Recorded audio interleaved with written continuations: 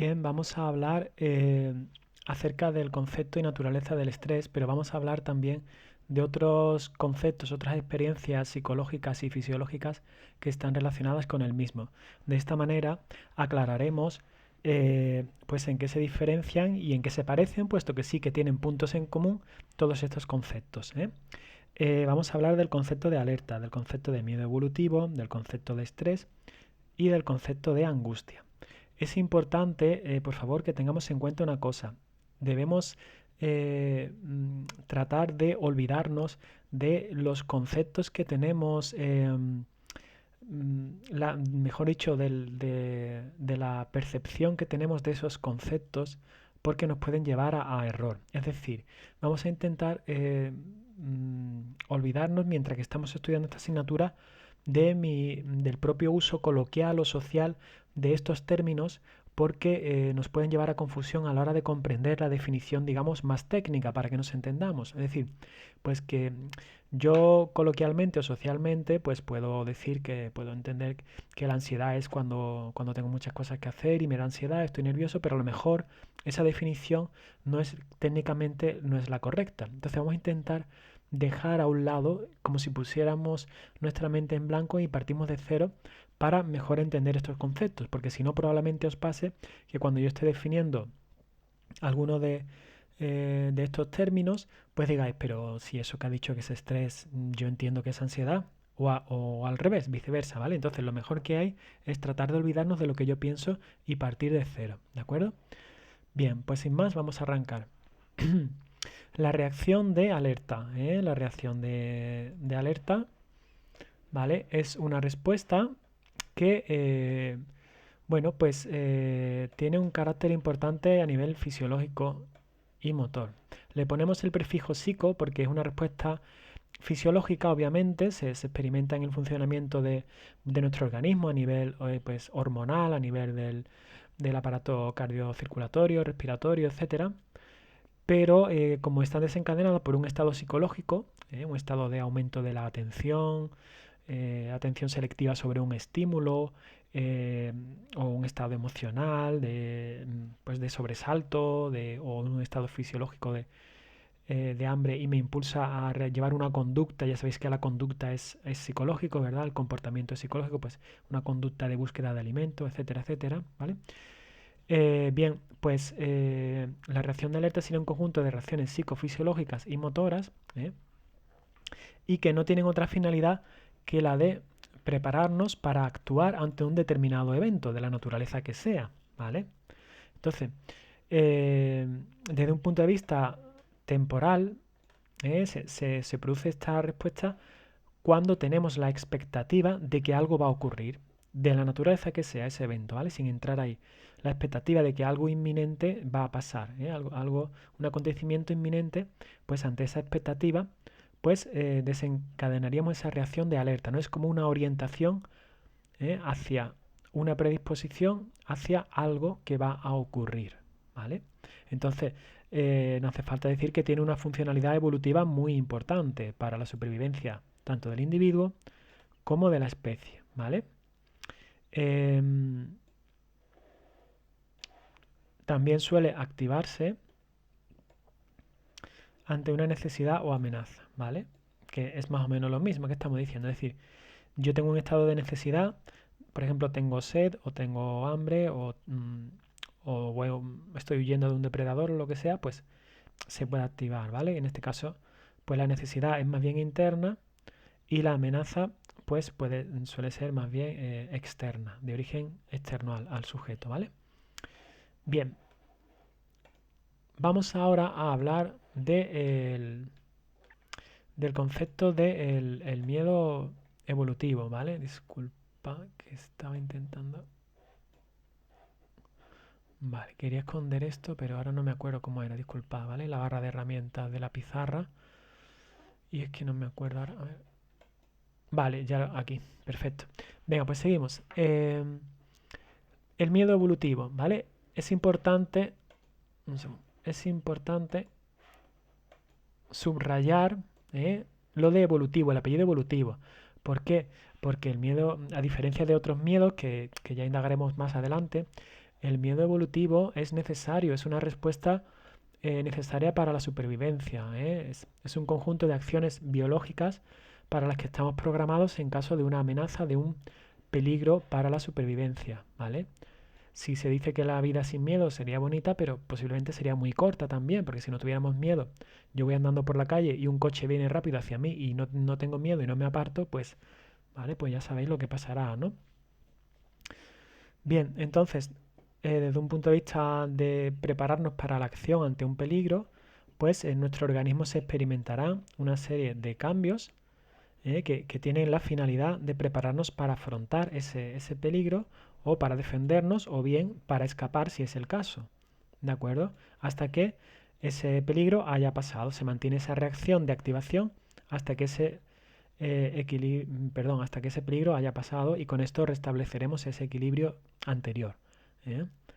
Entonces, claro, para esta respuesta de contraataque o de huida o de defensa, como lo queramos llamar, pues se van a dar una serie de cambios hormonales, una serie de cambios fisiológicos que pues tienen la finalidad última de actuar, para ponernos a salvo o para aniquilar ese peligro, etcétera, etcétera, ¿vale? Una característica importante en el miedo evolutivo es que en las situaciones de miedo es fácil identificar el evento que lo desencadena, ¿vale? Es decir, ¿qué significa ello? Pues que si en el ejemplo que os he puesto anteriormente, ¿m? pues diríamos que si alguien me observa que yo voy por la calle y un coche viene rápido hacia mí, pues es fácil identificar que si yo tengo una reacción de apartarme o saltar o esquivar, pues la situación que lo desencadena es el coche. O si vemos a alguien que va huyendo pues de un animal o de cualquier peligro, pues es fácil, relativamente fácil, ¿no? Pues conectarlo con el estímulo, con la situación que está desencadenando esa respuesta de miedo, ¿vale? Este dato es importante. Lo digo porque luego, más adelante, cuando hablemos de otros conceptos, en el que va a ser más difícil conectarlo con el estímulo, la situación que lo provoca. Pero en el miedo sí sucede así, ¿vale? Bien, recordaremos esta idea y la retomaremos más adelante. Vamos a hablar ahora de la experiencia de estrés y con esto ya nos adentramos en lo que sería pues una parte importante del interés para el módulo que nos ocupa. Eh, Podemos hablar de la situación de estrés como una situación en la que se nos plantea un conjunto de exigencias, ¿vale? Digamos, el origen de estas exigencias sería la denominada fuente del estrés, ¿verdad? ¿Y en qué consisten estas exigencias? Bueno, pues tenemos que realizar un determinado esfuerzo, es decir, salir más allá de la inercia habitual de nuestra actividad o de nuestra rutina, realizar un sobreesfuerzo, podemos decirlo así, para conseguir permanecer adaptado. Es decir, para tratar de dar respuesta a esas exigencias que me está planteando la situación. ¿Vale? Puedo conseguirlo o no, pero la meta es tratar de adaptarme, tratar de satisfacer o atender esas exigencias que me presenta la situación. ¿Vale?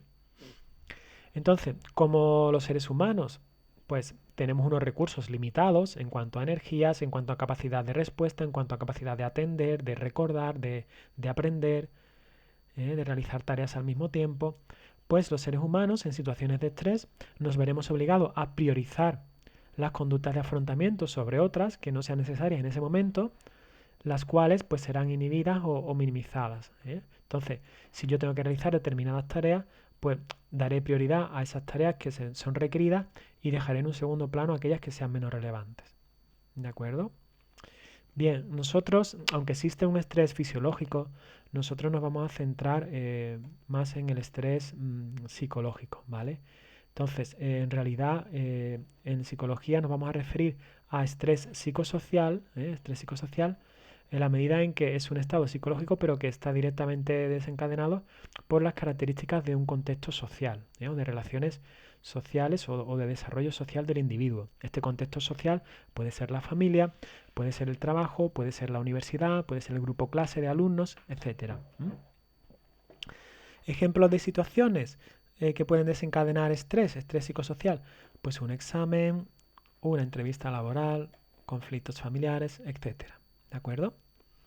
Bien, pues es importante también tener presente a la hora de hablar de estrés que, como hemos señalado anteriormente, el objetivo de nuestra respuesta en situaciones de estrés es tratar de permanecer adaptados a las exigencias que nos plantea dicha situación.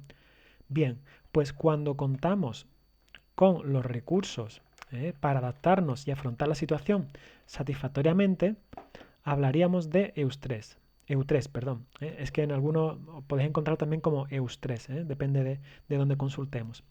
¿Vale? El eustrés es, digamos, tiene un aspecto positivo. Es aquel estrés en el que, gracias a que conseguimos adaptarnos, salimos reforzados. Reforzados, por ejemplo, en términos de conocimiento. ¿Qué significa esto en términos de desarrollo personal? Pues que para adaptarme a una situación he desarrollado nuevas competencias, es decir, he aprendido cosas, he aprendido procedimientos o conocimientos. ¿eh? Por ejemplo, pues para resolver tareas del trabajo, pues he aprendido a utilizar las nuevas tecnologías y gracias a ello pues puedo impartir clases o grabar estos vídeos, etcétera, etcétera. ¿Mm? Pues cuando consigo adaptarme y salgo reforzado, consigo los objetivos, pues normalmente tiene un efecto positivo porque he desarrollado o he adquirido nuevas competencias y también desde el punto de vista emocional tendría aspectos positivos para la autoestima, que también la imagen de mí mismo saldría más favorecida, sería más positiva, ¿no? Pero sin embargo puede suceder la alternativa contraria, es decir, que no dispongamos de estos recursos o no conseguimos desarrollarlo o no conseguimos desarrollarlo en el tiempo que se nos requería para realizar la tarea y por tanto no lograremos adaptarlo, no conseguiremos la meta. En este caso hablaremos de distrés. Y en realidad, coloquialmente, muchas veces cuando no podemos con una situación y decimos tengo estrés o estoy estresado o estresada, en realidad desde el punto de vista técnico sería más apropiado hablar de distrés, porque sería el estrés negativo, aquel para el que no conseguimos desarrollar los recursos y por tanto no podemos adaptarnos a la situación, a esa fuente de estrés. Bien, ahora vamos a hablar de una respuesta también muy importante para el interés de los contenidos que tenemos que aprender. Es la respuesta o la experiencia de ansiedad. Bueno, pues para empezar, hablar de que la ansiedad, pues en términos generales, se considera una experiencia displacentera. Eh, no está, subjetivamente no se suele catalogar o interpretar como positiva, sino que más bien al contrario, nadie le gusta estar ansioso en términos generales. Otra cosa es la emoción, ¿vale? Una emoción expectante ante un regalo, tengo ansiedad, bueno, pues es otro tipo es lo que decía antes, vamos a intentar de dejar fuera algunas eh, algunos matices coloquiales de estos términos, pero que no se corresponden con las definiciones más técnicas, ¿vale? Bien, la respuesta de ansiedad está muy mediatizada por factores cognitivos, ¿vale? Hagamos un breve inciso para hablar de factores cognitivos. ¿Qué son los factores cognitivos? Los factores cognitivos son todas aquellas facultades que tenemos las personas y que nos permiten conocer y procesar la información que procede del entorno, del contexto. Todos los estímulos, pues lo que nos pasa, las personas que estamos viendo, lo que nos dicen, los lugares por donde estamos visitando, pues en función de esos estímulos, pues vamos realizando unos procesos de índole mental y que nos permiten pues conocer, interpretar, encontrar un sentido, analizar, resolver problemas a los estímulos o las situaciones que se nos van planteando. Bien, pero ¿qué es exactamente? ¿Qué son exactamente los factores cognitivos? Pues lo mejor es ponerle nombre a cada uno de ellos. Un factor cognitivo o un proceso cognitivo es, por ejemplo, la capacidad de atender, prestar atención. Prestar atención nos ayuda a conocer. También la memoria sería otro proceso cognitivo. Gracias a que memorizamos, podemos seguir aprendiendo nuevas cosas y podemos recordar y interpretar la realidad que tenemos en base a lo que ya hemos aprendido o tenemos almacenado en nuestra memoria. o podemos retener la información durante un tiempo justo para hacer una tarea y luego podemos desechar esa información, ¿vale? La memoria es una facultad mucho más compleja, más allá de un mero almacén estático, ¿vale? La memoria también se utiliza de manera operativa, ¿no? De manera orientada al trabajo, a la realización de tareas en torno al momento actual, ¿no? Pero bueno, no me quiero extender aquí, ¿eh? Más procesos cognitivos, pues son el lenguaje, la inteligencia, ¿de acuerdo? Entonces, la percepción también, ¿eh? Son todos aquellos factores mentales gracias a los cuales podemos conocer la realidad y también a nosotros mismos, ¿eh? Bien, pues a lo que íbamos, la ansiedad está muy mediatizada por factores cognitivos. Es decir, que si yo, por ejemplo, presto mucha atención a un cierto estímulo negativo, voy a condicionar mis emociones y mis emociones serán más de intranquilidad, de preocupación, etcétera. En cambio, otra persona que no le preste tanta atención, ¿verdad? Factor cognitivo, que no le preste tanta atención a otros estímulos de la naturaleza que sea, pues a lo mejor no se preocupa tanto, no se siente tan intranquilo, ¿verdad? ¿Vale? Entonces, bueno, pues es un ejemplo de cómo los factores cognitivos, también podríamos meter aquí pues las expectativas, etcétera, pues pueden condicionar que una persona se ponga más ansiosa y que otra persona distinta se ponga menos ansiosa, ¿vale? También influyen tanto los factores cognitivos como la respuesta de ansiedad en general, las experiencias previas. Si yo, por ejemplo, una vez me quedé atrapado en un ascensor durante una hora, pues cuando yo me acerque a un ascensor, pues y yo empiece a percibir que estoy entrando en el ascensor, ¿eh? Estoy prestando atención a los ruidos que hace cuando se mueve, estoy prestando a que la puerta se ha cerrado, ¿vale? Y sin embargo no le presto atención a que, bueno, a que va funcionando el mecanismo bien o no, o interpreto cualquier ruido como que algo va mal, en lugar de pensar que ese ruido es simplemente el motor del ascensor en funcionamiento y que no pasa nada, pues en función de esa experiencia previa, porque yo una vez me quedé encerrado, pues tengo una predisposición a interpretar, estos son factores cognitivos, insisto, a interpretar esa realidad desde el punto de vista mental como amenazante, ¿vale? Y de aquí la respuesta de ansiedad, porque interpreto desde el punto de vista psicológico, subjetivo, esa situación como amenazante, ¿vale? Y otra persona que va en el ascensor conmigo, como no interpreta esa situación como amenazante, no siente ansiedad, ¿vale? Por eso está mediatizada por factores personales cognitivos. Bien, podemos decir en términos absolutos que la ansiedad es consecuencia de un desequilibrio que yo percibo a nivel título individual entre las características que tiene la situación y mis competencias para afrontarla. Yo puedo pensar, madre mía, como se atranque el ascensor, me da algo, no voy a saber capaz de afrontarlo, me voy a poner atacado, no voy a, ¿vale? Entonces, no voy a tener manera de salir de aquí, de que me salven. ¿Cómo? Entonces, pues, es un desequilibrio entre las características de la situación y mi capacidad percibida también para afrontar la misma, para afrontar la situación, ¿vale? Bien, dicho hasta ahora, pues parece que la ansiedad puede ser un problema, pero la ansiedad, muchas personas pueden tener ansiedad en algún momento de su vida y no significa nada. No significa que tengan que pedir ayuda profesional, que tengan que recibir psicoterapia, nada de eso. ¿De qué va a depender que la ansiedad pueda ser un problema, pueda convertirse en un trastorno psicopatológico o no? Pues va a depender de que interfiera o no de forma significativa nuestro funcionamiento cotidiano, ¿vale? Entonces en ese caso requeriría atención clínica.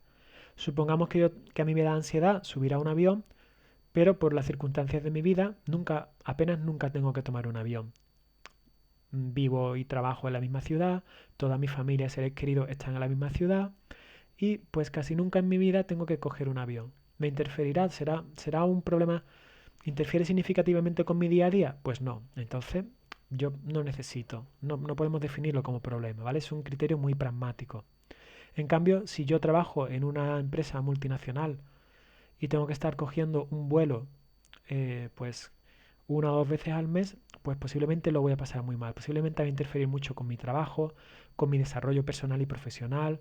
Me va a causar mucha preocupación el anticipar que llega la hora o el día de subir al avión. Voy a tratar de poner excusas, voy a descansar mal, etcétera, etcétera. me va a alterar mucho. Entonces, o bien o pido ayuda o tendré que cambiar de trabajo, ¿vale?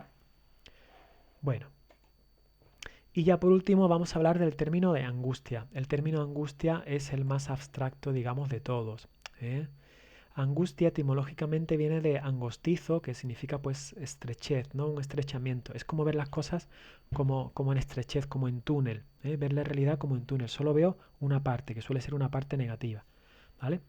Es evidentemente una emoción de carácter también negativo, ¿vale? De valoración, el valor sería de tipo negativo y que en buena medida se focaliza mucho en el cuerpo, ¿eh? Se percibe mucho, se experimenta mucho a través de sensaciones localizadas en el propio cuerpo. Por ejemplo, la sensación de tener un nudo en la garganta o de tener una presión en la boca del estómago, ¿vale? Son sensaciones como muy difusas, pero claramente identificables en el sentido de pues, notar como que no puedo tragar o notar como que algo me oprime el estómago, ¿vale? Y suele resultar difícil establecer su relación con el evento que lo motiva, ¿vale? ¿Qué quiere decir esto? Que podemos ver que una persona está angustiada y a no ser que la conozcamos o que ella misma nos lo diga, va a ser difícil establecer por qué está angustiada, ¿eh? Pues, por ejemplo, una persona, podemos decir que está agobiada, que sería como un sinónimo, ¿no?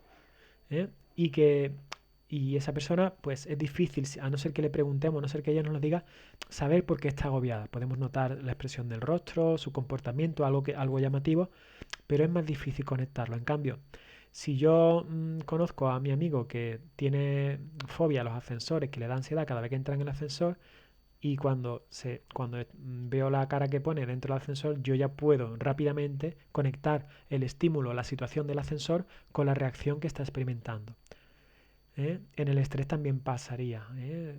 Sin embargo, en la angustia es la más difícil de todas, ¿eh? De conectar, pues, de conectar lo que está experimentando con el origen de esa emoción, de qué es lo que lo ha provocado. A lo mejor hay personas que pueden tener agobio durante horas, días y semanas, sentirse con esa angustia que la acompaña y a lo mejor el evento que lo provocó ya incluso desapareció, pero esa persona sigue, perdura esa angustia, ¿no? Suele ser difícil. Comentaros también que de todos los fenómenos que hemos visto de la esfera de la ansiedad, estos fenómenos, estos términos psicológicos que hemos explicado, ¿no? Pues miedo, ansiedad, estrés y angustia, pues el que está más cercano de todos ellos a la esfera de los trastornos del estado de ánimo, como la depresión, sería este último, la angustia, ¿eh? La angustia, una persona que predomine el estado de angustia, tiene un riesgo importante de llegar a sentirse deprimido, de desarrollar una depresión, ¿vale? Bien, pues vamos a dejarlo aquí por ahora y hemos aclarado o hemos intentado aclarar al menos la relación entre algunos términos relacionados con la esfera de la ansiedad y el estrés, que en realidad están relacionados, que se tocan un poco, pero que no son exactamente lo mismo, puesto que hay aspectos que los diferencian. ¿De acuerdo? Bien, pues hasta aquí este primer vídeo.